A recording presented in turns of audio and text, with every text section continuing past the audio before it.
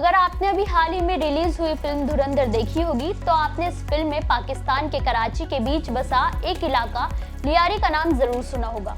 पूरी फिल्म इस इलाके के आसपास है। लियारी का नाम शायद बहुत ऐसे लोग होंगे जिन्होंने पहली बार ही सुना होगा, लेकिन क्या आप ये जानते हैं कि इस फिल्म में लियारी को जितना खूंखार बताया गया है, सच्चाई उससे भी ज्यादा खूंखार है और रूह कपा देने वाली है। कराची के दिल में बसा लियारी एक ऐसा इलाका है जो वैसे तो काफी रंगीन है, लेकिन उतना ही खून खराबे से भरा है। फिल्म धुरंधर में इसी लियारी को केंद्र में रखकर गैंग वॉर, पुलिस ऑपरेशन और भारतीय खुफिया एजेंसियों की दखल को बड़े पर्दे पर दिखाया गया है। सोशल मीडिया पर फिल्म की काफी चर्चा है, लेकिन असली कहानी फिल्म से कहीं ज्यादा हिंसक, कड़वी और चौंकाने वाली है।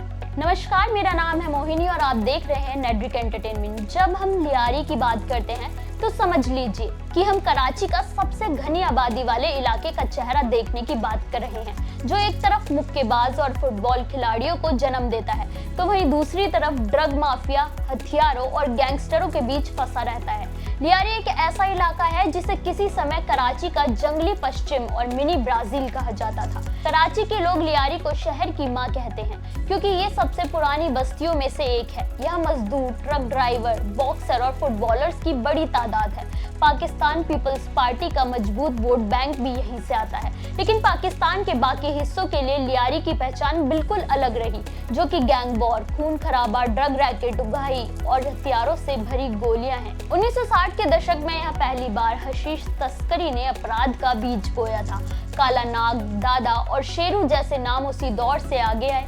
शुरुआती दौर में ये गैंग चाकू, छोटे हथियार और लोकल ड्रग धंधे तक सीमित थे, लेकिन 1990 के दशक में लियारी की न केवल कहानी बदली बल्कि उसका भविष्य भी बदलने के लिए तैयार था। 1990 के दशक में लियारी में अपराध की दुनिया में एक नया नाम सामने आया, इकबाल उर्फ बाबू डाकू, जिसने फिजिक्स में मास्टर डिग्री की थी, लेकिन वो क्राइम की दुनिया का बड़ा प्लेयर बन गया।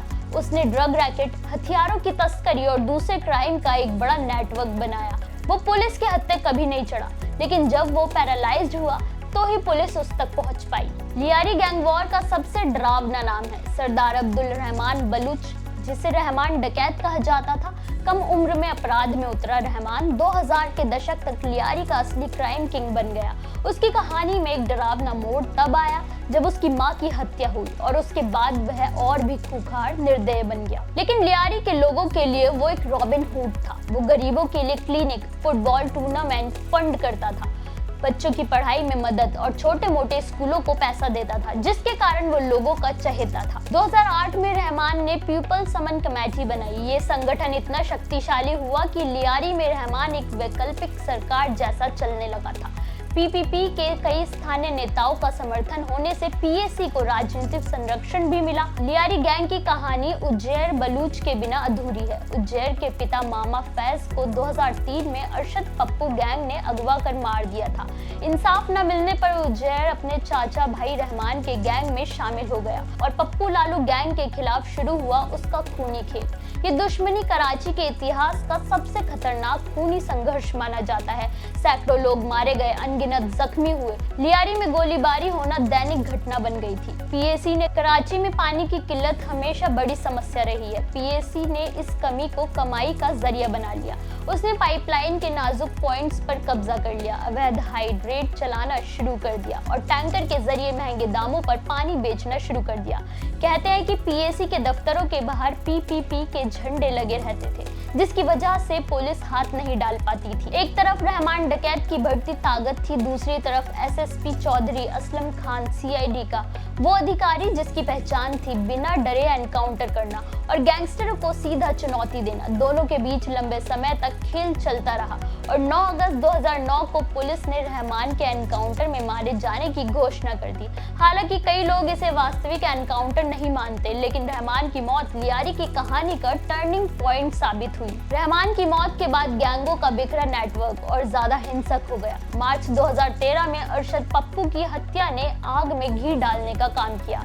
सिंध सरकार ने अप्रैल 2012 में ऑपरेशन लियारी के नाम से पुलिस ऑपरेशन चलाया। हजारों पुलिसकर्मी, बख्तरबंद गाड़ियां और आरपीजी और भारी हथियारों से लैस गैंग के बीच करीब 10 दिनों तक सड़कें जंग का मैदान बनी रहीं। हालांकि भारी खून खराबे के बाद ऑपरेशन रोकना पड़ा। 2016 से 17 में सेना ने उजैर बलूच को गिरफ्तार कर सैन्य अदालत में पेश किया। 2020 में उसे जासूसी के आरोपों में 12 साल की सजा हुई। उसके साथ ही पीएसी का राजनीतिक संरक्षण भी खत्म हो गया। आज लियारी में पुराने फुटबॉल मैदान फिर से आबाद हो रहे हैं, बच्चे स्कूल जा रहे हैं, सांस्कृतिक कार्यक्रम लौट रहे हैं, लेकिन लोग अभी भी उस दौर को याद करते हैं जहां कभी भी गोली चल सकती थी, जहां गैंगस्टर इलाके की किस्मत तय करते थे और जहां पुलिस की हर एंट्री जंग का आगाज होती थी। फिल्म धुरंधर में जो दिखाया गया है वे लियारी की पूरी कहानी नहीं है। असलियत इससे कहीं ज्यादा गहरी, हिंसक और राजनीतिक है। फिल्म ने एक बार फिर से उस इलाके की याद दिला दी है जहां अपराध ने राजनीति का हाथ थामा, गैंगस्टर नेता बन गए और पानी जैसी बुनियादी जरूरत भी कमाने का जरिया बन गई। लियारी अब शांत है, लेकिन क्या ये शांति हमेशा बनी रहेगी ये कोई नहीं जानता, लेकिन इसके इतिहास की चर्चा हमेशा होगी। आपको हमारी वीडियो कैसी लगी कमेंट करके जरूर बताएं। वीडियो को लाइक करना बिल्कुल ना भूलें, चैनल को सब्सक्राइब कर लीजिए।